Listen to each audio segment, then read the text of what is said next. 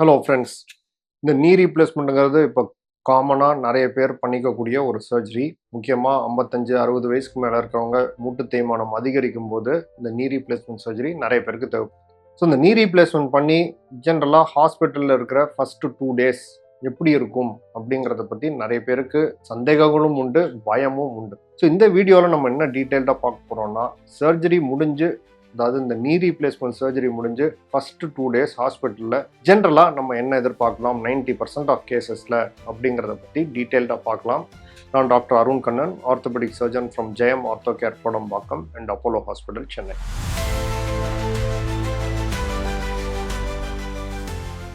இப்போ knee replacement or மூட்டு மாற்று அறுவை சிகிச்சைங்கிறது ஒரு excellent and very successful surgeries of modern time அப்படின்னு தான் சொல்லணும். கிட்டத்தட்ட இப்போ கோடிக்கணக்கான மக்கள் இந்த நீ ரீப்ளேஸ்மெண்ட் சர்ஜரினால கடந்த ஒரு 40-50 வருஷத்தில் பயனடைஞ்சிருக்காங்க. பட் இது ஒரு மேஜர் ஆர் சிக்னிஃபிகண்ட் சர்ஜரி தான், மைனர் சர்ஜரி கிடையாது. ஸோ இந்த மாதிரி மேஜர் சர்ஜரிக்கு போகும்போது அஃப்கோர்ஸ் 55-60 வயசுக்கு மேலே இருக்கிற மக்கள்ங்கிறப்ப நிறைய சந்தேகங்கள், அப்ரிஹென்ஷன்ஸ் ஆர் பயம் இருக்கும். சர்ஜரி முடிஞ்சு எப்படி இருக்கும், வெளியில் வரும்போது ரொம்ப வலியில் இருப்பேனா, சர்ஜரி பண்ணும்போது வலிக்குமா அப்படின்னு கூட நிறைய பேர் கேட்பாங்க. ஸோ ஜென்ரலாக இந்த நீ ரீப்ளேஸ்மெண்ட் சர்ஜரிங்கிறது நம்ம ப்ராக்டிஸில் இந்த ஸ்பைனல் அனஸ்தீசியாவில் யூஸ்வலாக பண்ணுறோம். வெரி ரேர்லி ஒரு கேஸ் பை கேஸ் பேசிஸில் சில சர்ஜன்ஸ் ஆர் சில பேஷண்ட்ஸ்க்கு ஜென்ரல் அனஸ்தீசியா கொடுத்து பண்ணுவாங்க. பட் பெரும்பாலான நீ ரீப்ளேஸ்மெண்ட்ஸ் ஜென்ரலாக ஸ்பைனல் அனஸ்தீசியாவில் நடக்கும். அதாவது முதுகில் ஊசி போட்டு கால் ரெண்டும் மரத்து போகிற மாதிரி பண்ணிட்டு பண்ணுற சர்ஜரி தான். ஸோ சர்ஜரி பண்ணும்போது கண்டிப்பாக உங்களுக்கு வலி இருக்காது, நீங்கள் எதுவும் ஃபீல்லாம் பண்ண மாட்டீங்க. அந்த பயத்தை கண்டிப்பாக விட்டுருங்க. உங்களை வலியோட படுக்க வச்சு யாருமே சர்ஜரி பண்ண மாட்டாங்க. 100% நடக்கும். மயக்கம் கொடுத்து தெளியும் போது ஒரு சில பேருக்கு ஜென்ரல் அனஸ்தீசியா கொடுத்தா பெயின் இருக்கலாமே தவிர, இந்த ஸ்பைனல் அனஸ்தீசியாங்கிறது நம்ம சர்ஜரி விட்டு வெளியில் வந்து இன்னும் கொஞ்சம் நேரத்துக்கும் இருக்கும். அதாவது நீங்கள் சர்ஜரியிலேருந்து வெளியில் வந்து ரிகவரி ரூமில் இருக்கும்போது கூட இந்த ஸ்பைனல் அனஸ்தீசியாவோட எஃபெக்ட் யூஸ்வலாக அந்த டைம்லையும் இருக்கும். ஸோ உங்கள் கால் ரெண்டும் மரத்து போயிருக்கும்னா அதில் உணர்ச்சி உடனே இருக்காது, கொஞ்சம் கொஞ்சமாக தான் அதுக்கப்புறம் வரும். அதே மாதிரி மூவ்மெண்ட்ஸும் இருக்காது. ஓவர் நெக்ஸ்ட் ஃபியூ ஹவர்ஸ் அது என்ன அனஸ்தீசியாவில் என்ன ஏஜென்ட் போட்டிருக்கிறாங்க, கூட என்ன அடிட்டிவ்ஸ் போட்டிருக்கிறாங்கிறத பொறுத்து எவ்வளோ நேரம் நீடிக்கும் அப்படிங்கிறது வரும். ஸோ ஃபர்ஸ்ட் கோல் வந்தனையும் எவ்வளோ நேரத்தில் உங்களுக்கு மூவ்மெண்ட்ஸ்லாம் வர ஆரம்பிக்குதுன்னு மானிட்டர் பண்ணுவோம். அண்ட் ஸ்பைனல் அனஸ்தீசியாங்கிறது ஓரளவுக்கு நீங்கள் நல்லா தெளிஞ்சு தான் இருப்பீங்க. அந்த அனஸ்தீசியா மயக்கம் எஃபெக்ட்ஸோ, உங்களுக்கு என்ன பேசுகிறோன்னு புரியாமலோ அந்த மாதிரிலாம் இருக்க மாட்டீங்க. ஓரளவுக்கு தெளிவாக தான் இருப்பீங்க. அதனால ஜென்ரலாக சர்ஜரி அனஸ்தீசியா கொடுத்ததுலேருந்து ஒரு 4 ஹவர்ஸ் 5 ஹவர்ஸில் ஜென்ரலாக கொஞ்சம் லிக்விட்ஸும் ஃபீட் பண்ண ஆரம்பிக்கலாம். ஸோ மூமெண்ட்ஸ் கொஞ்சம் கொஞ்சமாக வரும். மூமெண்ட்ஸ் வந்தோடனையும் ஜென்ரலாக ஃபஸ்ட்டு பண்ணுற கொஞ்சம் எக்ஸசைசஸ்லாம் அப்போயே நீங்கள் ஆரம்பிச்சிடலாம். ஆங்கிள் பம்ப்ஸ் அப்படின்னு சொல்லுவோம். அதாவது ஆங்கிள் ஜாயிண்ட்டை மேலே கீழே நகர்த்துறது. இதில் முட்டியில் பெருசாக மூவ்மெண்ட் இல்லை, இதனால வலி ஏற்படாது. நம்ம மூவ்மெண்ட்ஸ் கொடுக்கும்போது மசில்ஸ் எல்லாம் ஆக்டிவேட் ஆகும், பிளட் கிளாட்ஸ் ஃபார்ம் ஆகிறத ப்ரிவென்ட் பண்ணும். ஸோ ஆங்கிள் பம்ப் தான் ஜென்ரலாக ஃபஸ்ட்டு இனிஷியேட் பண்ணுற எக்ஸசைஸ். இது ரிகவரி ரூமோ ஆர் எப்போ நமக்கு அந்த சென்சேஷன் மூவ்மெண்ட்ஸ் வருதோ ஆரம்பிச்சிடலாம். ஸோ இந்த அனஸ்தீசியா கொஞ்சம் கொஞ்சமாக விலகும் போது பார்த்தீங்க அப்படின்னா பெயின் ஏற்படுறதுக்கு வாய்ப்பு உண்டு. ஏன்னா அப்போ தான் ஒரு 4 மணி நேரம் 5 மணி நேரம் முன்னாடி சர்ஜரி நடந்திருக்கு. அஃப்கோர்ஸ் மெடிசன் கொடுக்காம விட்டோம் அப்படின்னா பெயின் வரலாம். ஸோ ஜென்ரலாக இந்த அனஸ்தீசியாவிலிருந்து ரிகவர் ஆகிற ஸ்டேஜில் நிறைய பேருக்கு பெயினுக்கு இன்ஜெக்ஷன் ஆர் மெடிசன் கொடுத்துரும். இப்போ ஒரு திங்கக்கிழமை காலையில் சர்ஜரி பண்ணியிருக்கிறோம், மூவ்மெண்ட்ஸ்லாம் வந்துருச்சு, பெயின் மெடிசனில் ஓரளவுக்கு கண்ட்ரோல்டாக இருக்குது, ஜென்ரலாக லிக்விட்ஸ் அதெல்லாம் ஏற்கனவே எடுக்க ஆரம்பிச்சிருப்பீங்க அப்படின்னா திங்கக்கிழமை அன்னைக்கு ஈவினிங் உங்களை நிற்க வச்சிடலாம். ஸோ இந்த நீ ஜாயிண்ட்டுங்கிறது நம்ம போடும்போதே நல்லா ஸ்டேபிளாக ஃபிக்ஸ் ஆகிருக்கும். ஸோ சிமெண்ட்டை வச்சு ஜென்ரலாக இப்போல்லாம் முதல்லேருந்தே சிமெண்ட் வச்சு தான் ஃபிக்ஸ் பண்ணிகிட்டு இருக்கிறோம். இன்னும் அதுதான் நடைமுறையாக இருக்குது. ஸோ சிமெண்ட் வச்சு ஃபிக்ஸ் பண்ணுறப்ப நல்லா ஸ்ட்ராங்காக இருக்கும்.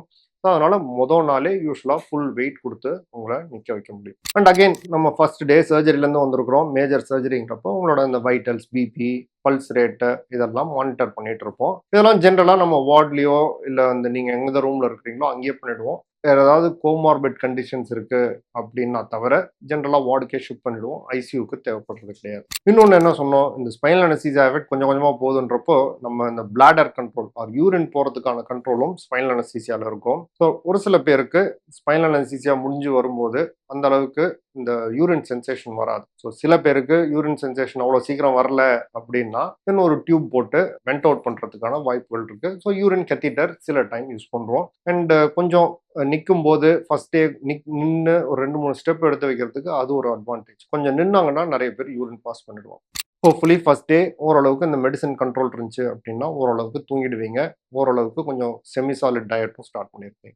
செகண்ட் டே அதாவது திங்கட்கிழமை காலையில் சர்ஜரி நடந்திருக்கு. செவ்வாய்க்கிழமை காலையில் உங்களை பார்க்குறோம் அப்படின்னா ஃபஸ்ட்டு யூஸ்வலாக ரூட்டீன் பிளட் டெஸ்ட் கொஞ்சம் அனுப்பிடுவோம்.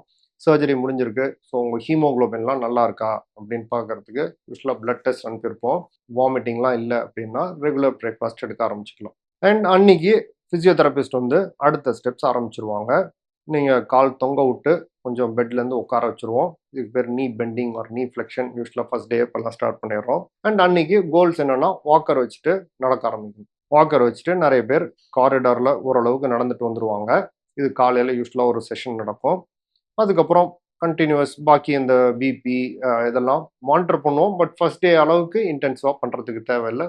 கொஞ்சம் அந்த ஃப்ரீக்வன்சி கம்மியாகிடும். அண்ட் இந்த செகண்ட் டே ஒரு செவ்வாய்க்கிழமை ஈவினிங் பார்த்தோம்னா நீ பெண்டிங்கும் ஆரம்பிச்சிட்டோம் அப்படின்னா இந்த வெஸ்டர்ன் கமோட் வரைக்கும் உங்களை ஃபிசியோதெரபிஸ்ட் கூப்பிட்டு போய் எப்படி வெஸ்டர்ன் கமோடில் உட்கார்றது, எப்படி எந்திரிக்கிறது அப்படிங்கிறது உங்களுக்கு டீச் பண்ண ஆரம்பிச்சிடுவோம். டியூஸ்டே ஆர் வெட்னஸ்டே மார்னிங் ஒரு ஜென்ரலாக எக்ஸ்ரே எடுத்து நாங்கள்லாம் செக் பண்ணுறோம். இந்த எக்ஸ்ரே டைமிங் வந்துட்டு வேரியபிள். ஒவ்வொரு சர்ஜன் ஒவ்வொரு மாதிரி பண்ணுவாங்க. சில பேர் சர்ஜரி முடிஞ்சு வந்து ரிகவரியில் இருக்கும்போதே பண்ணுவாங்க. சில பேர் ஃபர்ஸ்ட் டே, சில பேர் second day. But generally within the hospital stay ஒரு தடவை எக்ஸ்ரே பண்ணி எவ்ரிதிங் பொசிஷன், காம்பனன்ட் பொசிஷன்லாம் ஓகேவா அப்படிங்கிறத பற்றி செக் பண்ணிடுவோம்.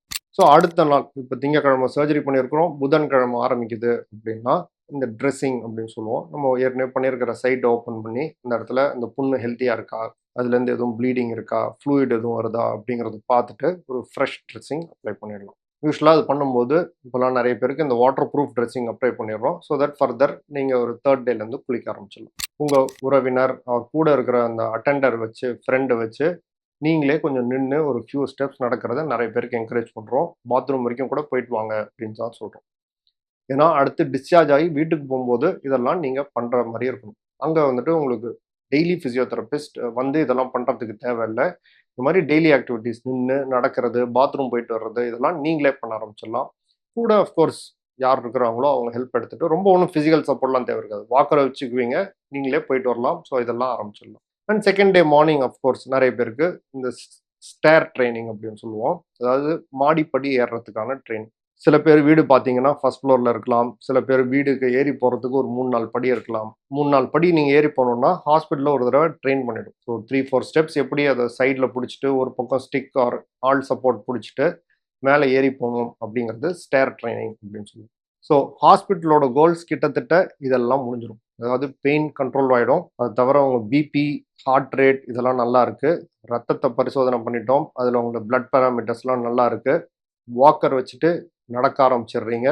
பாத்ரூம் வரைக்கும் போய் உட்காந்து எந்திரிக்க முடியுது, படி ஏற முடியுது. இதெல்லாம் முடிஞ்சிச்சுன்னா ஜென்ரலாக நீங்கள் டிஸ்சார்ஜுக்கு ரெடி அப்படின்னு சொல்லுவோம். இப்போல்லாம் பார்த்தோன்னா நம்ம பண்ணுற நீ ரீப்ளேஸ்மெண்ட்ஸ் 90% ஆஃப் பேர் பார்த்தீங்க அப்படின்னா திங்கட்கிழமை சர்ஜரி பண்ணியிருக்கோம், இதெல்லாம் பண்ணிட்டோம் அப்படின்னா வெட்னஸ்டே ஈவினிங் ஜென்ரலாக ரெடி ஃபார் டிஸ்சார்ஜ். ஸோ நீங்கள் வீட்டுக்கு போய் கொஞ்சம் பெயின் மெடிசன்ஸ், மற்ற மெடிசன்ஸ் எல்லாமே எழுதி கொடுத்துருப்போம். அதை நம்ம கண்டினியூ பண்ண வேண்டியிருக்கும். அஃப்கோர்ஸ் எக்ஸசைசஸும் இங்கே ஃபிசியோதெரப்பி சொல்லி கொடுத்துருப்பாங்க.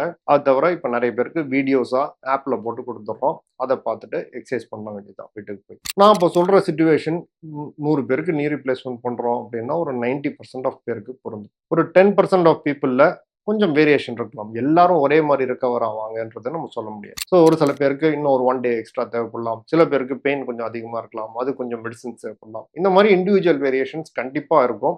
எல்லாருக்கும் ஒரே அப்ரோச் பொருந்தாது. ஒவ்வொருத்தருக்கும் கொஞ்சம் இண்டிவிஜுவலைஸ் பண்ணி கொஞ்சம் பர்சனலைஸ் பண்ணி நம்ம மாற்ற வேண்டியிருக்கும். இதே இப்போ ஒரு 55-56 வயசுல ஒருத்தவங்க நீ ரீப்ளேஸ்மெண்ட் பண்ணுறதுக்கும் 85ல் பண்ணுறதுக்கும் கொஞ்சம் டிஃப்ரென்சஸ் இருக்கலாம். 85ல் பண்ணுறவங்களுக்கு மேபி ஒரு 1 or 2 டேஸ் எக்ஸ்ட்ரா தேவைப்படலாம். ஒரு ஹார்ட் பேஷண்ட் இருக்கிறாங்க அப்படின்னா அவங்களுக்கு ஒரு டிஃப்ரெண்ட் அப்ரோச் தேவைப்படும். ஸோ அந்த மாதிரி வேரியேஷன்ஸ் இருக்கும். பட் 90% ஆஃப் த டைம் நான் இப்போ உங்களுக்கு சொன்ன ரிகவரி ஃபேஸ் யூஸ்வலாக ஃபாலோ பண்ணிக்கலாம். அகெயின் கொஞ்சம் சர்ஜன் டிபெண்ட் வேரியேஷன் இருக்கும். அவங்க என்ன டெக்னிக் யூஸ் பண்ணுறாங்க, அவங்களோட ரொட்டீன் ப்ரோட்டோகால் இதெல்லாம் பொறுத்தும் கொஞ்சம் மாறலாம். அதனால ஒன்றுமே தப்பு கிடையாது. நீங்கள் வந்துட்டு இன்னொருத்தரோட கம்பேர் பண்ணிக்காதீங்க. உங்களுக்கு ஏதோ உங்கள் பேஸில் கரெக்டாக அமையுதோ, உங்களுக்கு கம்ஃபர்டபுளாக இருக்கோ அந்த பேஸ் ஃபாலோ. ஸோ இந்த நீ ரீப்ளேஸ்மெண்ட் ரிகவரி பற்றி உங்களுக்கு சந்தேகங்கள் ஆர் வேறு எக்ஸ்பீரியன்ஸஸ் இருந்தால் கண்டிப்பாக கமெண்ட்ஸில் ஷேர் பண்ணுங்கள். மற்ற நோயாளிகளுக்கும் யூஸ்ஃபுல்லாக இருக்கும். ஃபர்தர் வீடியோஸில் எங்களுக்கு அட்ரஸ் பண்ணுறதுக்கும் it will give us use. Thank you very much.